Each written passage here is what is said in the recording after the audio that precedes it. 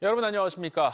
4월 총선을 통해 선출된 22대 국회의원들의 임기가 오는 30일부터 시작됩니다.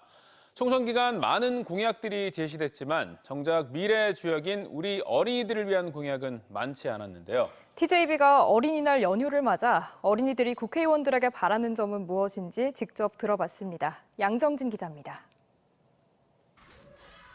3학년 아이들이 고사리 손으로 국회의원들에게 하고 싶은 말을 꾹꾹 눌러 담아 엽서를 만듭니다. 연수는 친구들과 맛있는 것을 먹고 놀기엔 음식과 물건들이 너무 비싸다며 물가를 낮춰줬으면 좋겠다고 말합니다. 뽑기 하나에 100원으로, 떡볶이는 1,000원. 많이 낮춰주세요. 빈털 털이 되지 않게요. 학교가 끝나고도 학원과 자율학습 등 늦게까지 공부를 하는 태연이의 소원은 주말이 3, 4일로 늘어나는 겁니다. 학교 끝나고 집에 가가지고 태권도 하고 가고 오면은 6시쯤 돼가지고 밥 먹고 씻고 바로 자야 돼요. 주말을 늘리고 학생들한테 쉬는 시간을 좀 줬으면 좋겠어요.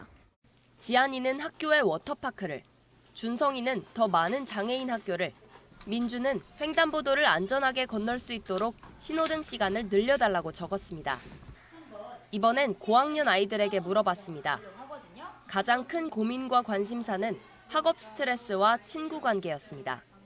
저는 학교 폭력 문제를 좀 심각하게 생각하는 것 같고 요즘 친구들이 막 왕따를 하거나 학교 친구들의 관계를 고민하는 애들이 많은데 사이버 폭력이나 학교 폭력에 대한 법을 좀 더 강화하고 학교와 놀이터 등 주변에 노후화된 건물이 많은 점과 쓰레기 무단 투기, 금연구역에서의 흡연 문제도 가장 먼저 해결해야 할 문제로 뽑았습니다. 또 트램 사업이 지연되며 교통 불편을 겪고 있다며 새로 뽑힌 국회의원들이 하루빨리 트램을 설치했으면 좋겠다고 밝혔습니다. 트램 같은 거에 대한 예산을 더 추가해가지고 대전에 트램이 빨리 완공돼가지고 다른 사람들의 편의를 위해가지고 국회의원들이 더 노력을 하면 좋겠습니다. 미래 주역인 어린이들이 국회의원들에게 가장 바라는 점으로 뽑은 키워드는 존중과 신뢰, 자유. 어린이들이 걱정 없이 맘껏 뛰어놀 수 있는 세상을 만들 수 있는 의정 활동을 기대해봅니다. TJB 양정진입니다. 오늘 오전 10시 10분쯤 대전 서구 갈마동에 있는 4층짜리 다가구 주택 1층에서 불이 났습니다. 불은 20여 분 만에 꺼졌지만 집 전체가 불에 타고 현장에서 70대 남성이 숨진 채 발견됐습니다. 경찰과 소방당국은 안방에서 불이 시작된 것으로 추정하고 있으며 합동 감식을 통해 정확한 화재 원인을 밝힐 예정입니다. 이에 앞서 어젯밤 10시 20분쯤에는 세종시 북앙면 북앙산업단지 인근 의료용 플라스틱 공장 창고 건물에서 불이 나 소방당국이 소방차 35대를 동원하는 진압작전을 벌인 끝에 2시간여 만에 진화했습니다. 오늘 2026년 열리는 세종 정원도시 박람회와 안면도 원예치유 박람회가 정부의 국제행사 대상 사업으로 선정됐습니다. 정부 주최 형식으로 품격이 높아지고 국비도 지원받을 수 있게 된 건데요. 비슷한 성격의 두 행사가 따로따로 치러지는 만큼 전략적인 연계가 필요할 것으로 보입니다. 강진원 기자입니다. 한국의 센트럴파크로 불리는 세종 신도시 중앙공원 일대. 금강과 인공호수의 두 물줄기를 가운데 두고 중앙공원과 국립수목원, 주변 녹지에 수백 수천만 그루의 나무들이 어우러졌습니다. 세종시가 중앙공원에서 추진 중인 2026년 국제정원 도시박람회가 국제행사로 치러집니다. 정원 속의 도시란 슬로건 아래 180만 관람객을 목표로 4월과 5월 45일 동안 열리고 4개의 특화된 정원과 작가들의 정원, 기업과 시민 참여 정원 등이 70여 곳 조성됩니다. 큰 공원이고 우리나라에도 별로 없는 걸로 알고 있는데 또 그렇게 활용할 수 있다면 굉장히 좋겠다 생각이 들고 우리 국토에서도 중심 아닙니까 세종이면 그래서 좋겠다 생각이 좀 듭니다. 기재부가 국제행사 대상 사업으로 선정함에 따라 행사의 품격이 높아졌고 국비도 최대 30%까지 지원받게 됐습니다. 특히 기존 행정도시의 딱딱한 이미지에다 녹색 정원의 부드러운 이미지를 더할 수 있게 된 만큼 세종시의 도시 정체성을 새로 정립할 수 있는 귀한 계기가 마련됐다는 분석입니다. 국제박람회 개최는 행정수도에 걸맞은 세종시의 위상을 강화하고 국제행사 개최 역량을 가진 도시로서 세종시를 알리는 도시 브랜딩 효과가 있을 것으로 기대하고 있습니다. 충남에서는 2026년 국제 원예 치유박람회가 국제행사 대상 사업으로 선정됐습니다. 4월과 5월 안면도 꽃지에서 열리는데 지난 2002년과 2009년 400만 관광객을 모으면서 속칭 대박을 터뜨린 꽃 박람회의 영광이 재현될지 주목됩니다.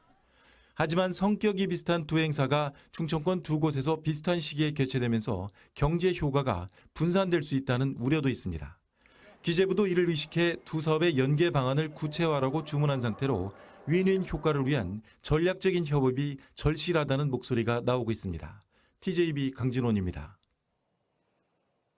세종시가 최근 수요가 늘고 있는 광역 간선 급행버스 체계 BRT 일부 노선에 대해 증차와 증해 운행을 하기로 했습니다. 세종 신도시 전역을 순환하는 B0 노선의 경우 현재 버스 10대가 양방향 각 97회 운행하고 있지만 11일부터는 차량 2대를 증차해 모두 112회까지 운행 횟수를 늘리고 배차 간격도 기존 10에서 36분에서 4에서 15분으로 단축합니다. 또 세종터미널에서 충북 오송역으로 가는 B6 노선을 신설하고 대용량 정기 굴절버스 4대를 투입해 왕복 40회 운행하는 한편 이용객이 많은 주요 노선들에 대해선 휴일 감차를 폐지해 평일과 동일하게 운행하기로 했습니다. 충남도가 카자흐스탄에 이어 우즈베키스탄 고려인 재외동포 단체와도 문화 교육을 중심으로 협력을 확대하기로 했습니다. 김태흠 지사는 우즈벡 18만여 명의 고려인을 통합하는 최대 조직인 고려인 문화협회 수장이자 우즈베키스탄 하원 의원인 빅토르박 등 대표단을 만나 문화예술 상호 교차 공연과 유학생 유치, 지역 특화형 비자 제도 활성화 등을 통해 교류를 활성화하겠다고 밝혔습니다. 김 지사는 지난 3일에도 카자흐스탄 고려인 대표단과 경제와 문화, 의료 분야에서 서로 협력하자는 데 인식을 함께한 바 있습니다. 옷깃만 스쳐도 극심한 고통을 호소하는 대상포진은 예방 효과가 높은 백신이 있지만 2회 접종비가 50에서 60만 원에 달해 어르신들에게는 부담스러울 수밖에 없는데요. 유성구가 대전에서 처음으로 80세 이상 기초생활수급자를 대상으로 무료 예방접종을 시행하는 등 무료 접종을 지원하는 지자체가 늘고 있습니다. 조혜원 기자가 보도합니다. 대상포진을 2차례 심하게 앓았던 80대 김진옥 씨. 대상포진은 면역력이 저하됐을 때 피부 발진, 소포와 함께 말로 표현하기 힘든 통증과 후유증을 유발합니다. 김 씨는 예방 백신 접종을 고민했지만 2회 접종에 5, 60만 원에 달하는 비용 탓에 엄두도 못 냈습니다. 최근 유성구에서 80세 이상 기초생활수급자를 대상으로 무료 예방접종을 지원한다는 연락을 받고 서둘러 보건소를 찾았습니다. 맞으면은 완전히 면역이 된다고 그랬는데 우리 형편에는 엄두를 못 내지요. 그게 근데 세상에 이렇게 고가에 정말 이루 말할 수 없이 감사해요. 예방접종은 유성구에 거주하는 80세 이상 기초생활수급자를 대상으로 연령과 거주 동에 따라 순차적으로 진행합니다. 특히 생백신보다 예방 효과와 지속성이 높고 가격도 비싼 사백신으로 접종을 지원합니다. 유성구는 2억 8천만 원의 예산을 투입해 전액 구비로 2회 접종 모두 무료 지원합니다. 취약계층들 기초생활수급자 어르신들은 이거를 감당하기 어려워서 유성에서부터 고령화 사회에 대비한 우리 어르신들의 건강을 책임지자 이런 목표를 가지고 시작을 하게 됐습니다. 유성구는 올해 지원 대상자인 800명의 접종을 진행한 뒤 내년에는 연령을 확대해 70세 이상 주민에 대해 순차적으로 접종을 진행할 계획입니다. 당진시도 65세 이상 취약계층에 대해 대상포진 무료 예방접종을 시행하는 등 전국적으로 무료 예방접종을 벌이는 자치단체가 늘고 있습니다. TJB 조혜원입니다. 대학 지원 행정 재정 권한을 지자체로 이양하는 라이즈 사업이 내년부터 본격적으로 시작됩니다. 지자체가 연간 2조 원이 넘는 규모의 국고 재정을 어떤 대학에 지원할지 정할 권한을 갖게 되는 건데요. 대학 행정 경험이 전무한 지자체들의 역량이 시험대에 올랐습니다. 보도에 김진석 기자입니다. 전국 인구 감소 지역 89곳 중 85곳이 비수도권, 미충원 신입생 75%는 지방대에 집중돼 있습니다. 저출산 고령화, 인재 유출이라는 삼중고 속에 지방 생존이 위협받는 가운데 교육부가 2조 원에 달하는 5개 대학 재정 지원 사업을 통합하고 예산과 권한을 지자체에 넘기는 라이즈 사업을 내년부터 시작합니다. 청년 유출과 소멸 위기를 극복하기 위해 비수도권 지자체가 지역 인재를 양성해 취업과 창업을 하고 정주로 이어지는 순환 구조를 만드는 정책 실험입니다. 대전시는 초유의 대학 행정 업무에 대처하기 위해 11명 정원의 대학 혁신 지원과를 진설해 사업 시행 준비를 전담시키고 있습니다. 대학 출연연, 기업이 연계한 대학 학과 개편, 계약학과 신설, 대학 출연연 연계 기술 창업 촉진 등의 전략을 마련했습니다. 기업이 필요한 인력을 대학에서 파악해서 거기에 맞춤형으로 지원하면 그 대학들을 집중적으로 지원하는 그런 지원 체계로 육성해 갈 계획입니다.